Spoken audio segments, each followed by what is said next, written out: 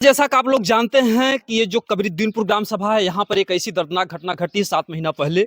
अनुराग अनुराग का गला कटता है, उसके बाद रिशु यादव का जो है चाकू से मार करके जो है हत्या पंजाब में हो जाती है। और जिस दिन जो है उसकी डेड बॉडी आती है, उसी दिन जो है यहाँ पर और एक बड़ा भारी हमला होता है चाकू से। अजय गौतम, ये दलित परिवार है, उसके भी गले को जो है चाकू से काट दिया जाता है। और जो कि अनुराग के जो पिताजी हैं, आप सभी लोग जानते हैं, वो राम प्रसाद जी हैं, जिनके बेटे को गला काटा गया है, जो अपराधियों ने काटा है, ये इनके मित्र हैं।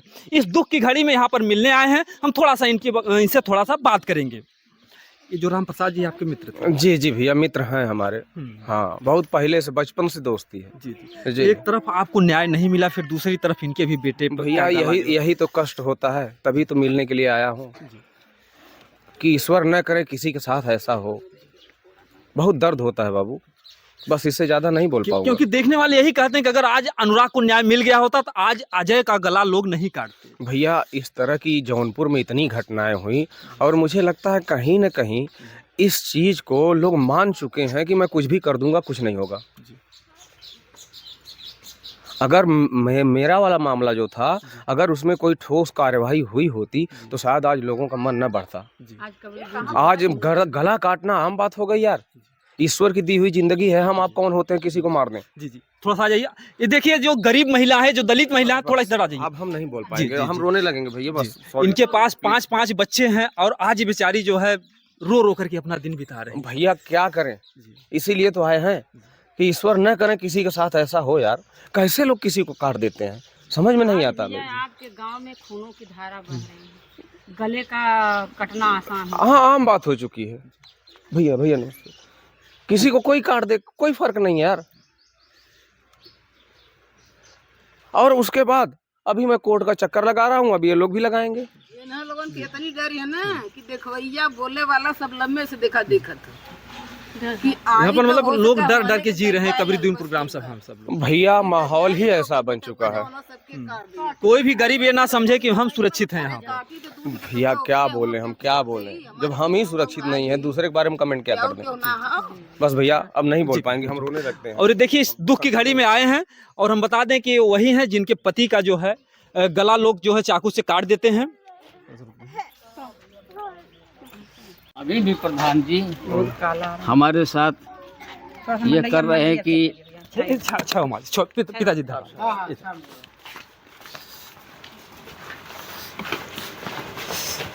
हमारा लड़का प्रभु सीरियस में पड़ा हुआ है, और जबकि प्रधान जी बड़ा प्रयास कर रहे हैं कि कम से कम सुलह कर लीजिए।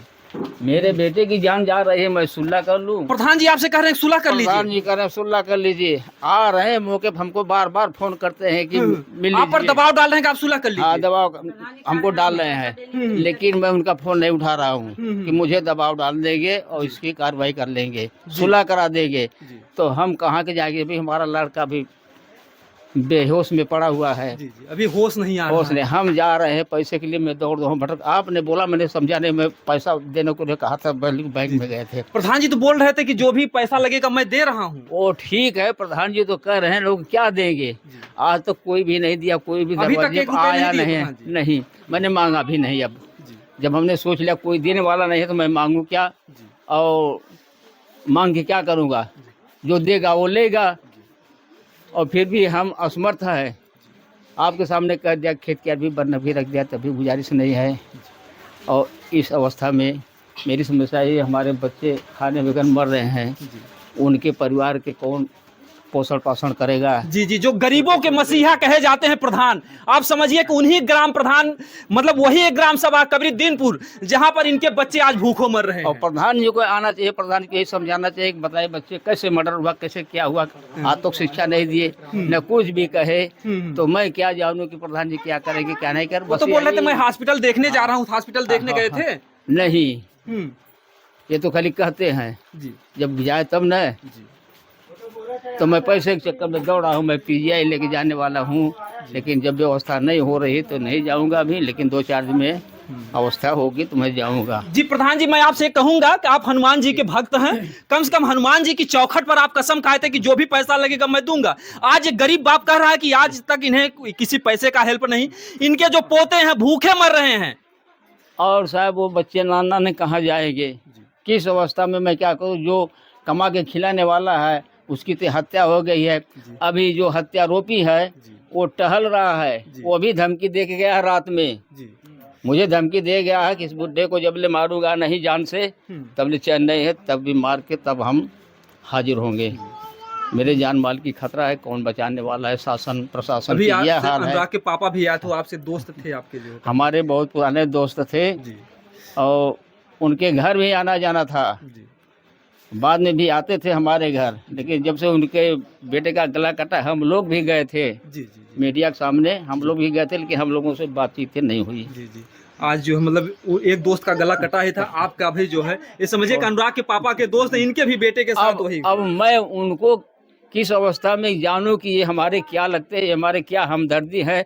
वो तो बेचारे हमारे दुखे में आ गए मेरे दरवाजे पर, जी जी प्रशासन के ले करके, जी मीडिया को ले करके आ गए हैं। लेकिन और कोई गांव के अन्य आदमी ने आज तक कोई भी ये समझौता के लिए नहीं आया है कि इस बुजुर्ग आदमी की घटना हो गई है बच्चे की, इसके लिए थोड़ा हम लोग चलें, कुछ मदद करें या सहायता करें, लेकिन कोई नहीं।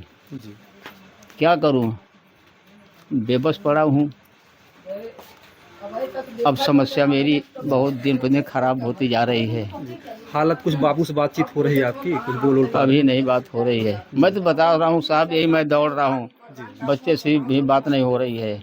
बच्चा डॉक्टर बोला कि अभी बात मत करने दीजिए, नहीं तो टाँका टूट जाएगा। जी कि हमारे सामने नहीं कोई बोलता है, आए ना, क्यों नहीं आए सामने? जी जी एक भी दिन नहीं आ रहे हैं, जब मीडिया आ रही है क्यों नहीं आ रहे हैं? जी जी।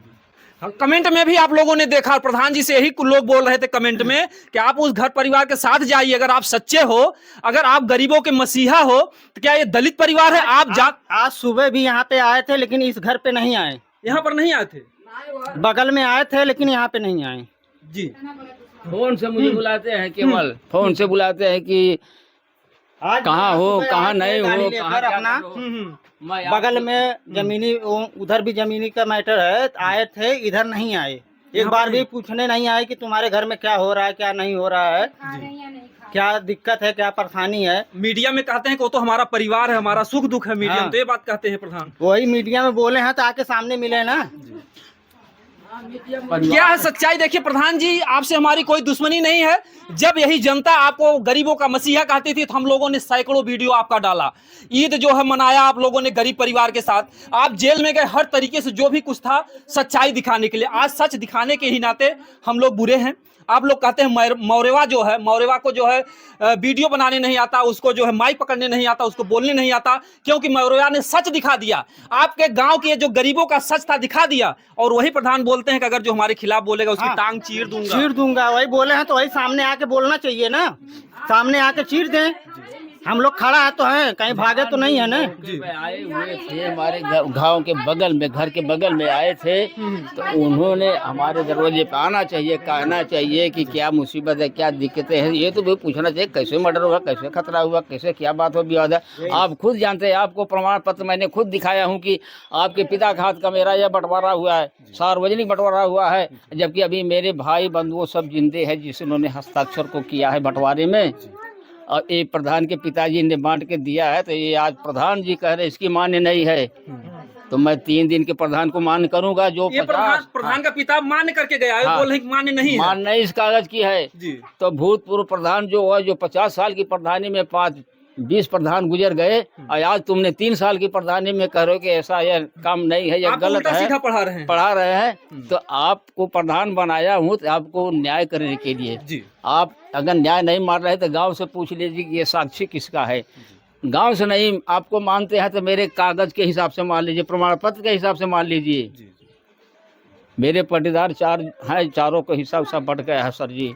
लेकिन उसमें अगर प्रधान जी चाहे तो आज हमारा ये झगड़ा खत्म हो जाए, आज हम लोग चैन से खाएं पिएं, लेकिन वो चाहते नहीं हैं। अगर चाह ले तो अभी खत्म हो जाए। और मेरा लड़का सीरियस है तो मुझे फ़ोन पे फ़ोन, कितना फ़ोन आपको दूँगी, ये नंबर वो नंबर, मैं घबरा जाता हूँ। बार बार 50 नंबर भेज रहे हैं, मैं उठाता नहीं हूँ। लेकिन नंबर क्यों भेज रहे हो? आओ हमारे घर पर, हमारे भाई बंधु हैं, सबको बटोर दीजिए। आप हमारी बात सुनिए, जो हमारे पिताजी का हक है वही परबिंद का, अमित का भी है। वही हक होता है। हमारा बंटवारा हो चुका है। ये प्रधान जो इसमें गो अगर चाहते साफ साफ बंटवारा हो जाता। हाँ, हो जाता।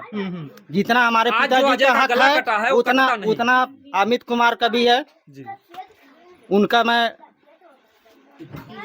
भतीजा बोल रहा हूँ, अमित कुमार का। जितना हमारे पिताजी का है उनका उतना है। हक वही होता है ना, एक्स्ट्रा होगा। जो भी है प्रधान जी, आप समझ लीजिएगा पूरी जनता आपका परिवार है। हमें बहुत दुख के साथ कहना पड़ रहा है कि अनुराग के मैटर को लेकर के आप जो एक हीरो बने हैं, तो कम से कम इन गरीबों की भी आवाज को उठाइए। और मैं ठीक है, हीरो बनिए, लेकिन गरीबों के लिए आप हीरो नहीं बन रहे हैं, आप अमीरों के लिए हीरो बन रहे हैं।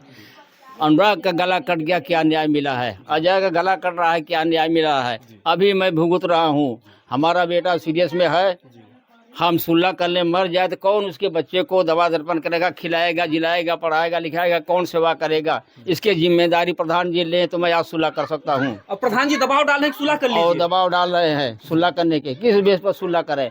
मेरा झगड़ा जमीनी विवाद का ये फैसला कर दे, जो मेरे बेटे के ऊपर खर्च लगा है ये वाहन करे, और मेरे बच्चों का खर्च पानी ये सब वाहन करे। जब हमारा मरीज अच्छा हो जाएगा तो मैं सुलह कर लूँगा। जी जी बिल्कुल। जो है प्रधान जी आप ये अन्याय कर रहे हैं, दबाव। सामने आकर बोले ना कि सुलह करना है, क्या करना, जब हमारा मरीज सही होगा तभी न करेंगे। बिल्कुल बिल्कुल सही बात है। अभी तो मौत और जिंदगी के बीच में बेचारा जूझ रहा है। हाँ, और यहाँ पर सुलह का दबाव डला रहे हैं, डाल रहे हैं, बुला रहे हैं। वीरेंद्र यादव जी। हाँ, वही बुला रहे हैं बार बार। नियम है, यही कानून कहता है कि आदमी मर रहा है, कह दो मुझे खिला दो।